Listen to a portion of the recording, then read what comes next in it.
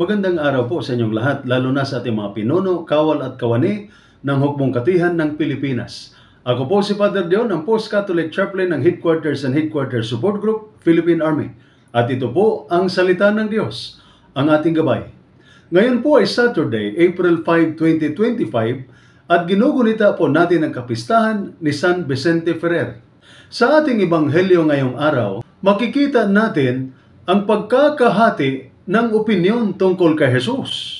Ang ilan ay naniniwalang siya ang Mesiyas, ngunit ang iba ay pinipilit siyang ibagsak. Sa huli, may isang taong tumayo, si Nicodemus, at sinabi niya, hindi ba dapat muna natin siyang pakinggan bago husgahan?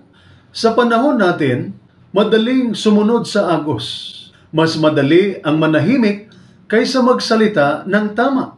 Ngunit ang tunay na sundalo ng Diyos ay may paninindigan.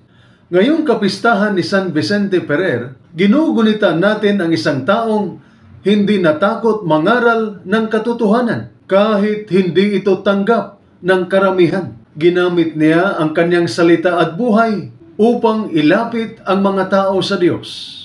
Katulad niya, tinatawag tayo ngayon na magsalita at kumilos para sa tama, sa simpleng paraan araw-araw. Halimbawa, kapag may kasamahang nanlalait o nambabastos, magsalita ng may respeto at iwasto sila. Kapag may maling ginagawa, kahit simpleng pag-aklas sa utos, huwag makisali kahit uso o popular. Kapag may kasamahan na problemado, makinig, magdasal kasama niya, imbis na baliwalain. Kapag may tukso sa pera o kapangyarihan, piliin ang integridad.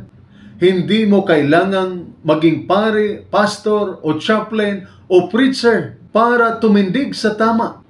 Maging tapat ka lamang sa araw-araw mong gawain bilang sundalo, bilang ama, bilang kaibigan. Iyon na ang ebanghelyo sa gawa.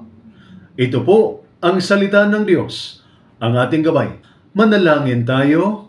Panginoon, tulungan mo kaming maging katulad ni San Vicente Ferrer, matapang sa pagsasabi ng totoo at tapat sa aming paninindigan kahit mahirap, kahit di popular. Gamitin mo ang aming buhay bilang instrumento ng iyong liwanag, lalo na sa gitna ng tungkulin, laban at hamon ng buhay sundalo. Amen. At sumainyo at sa inyong pamilya ang pagpapala ng makapangyarihang Diyos, Ama, Anak at Espiritu Santo. Amen.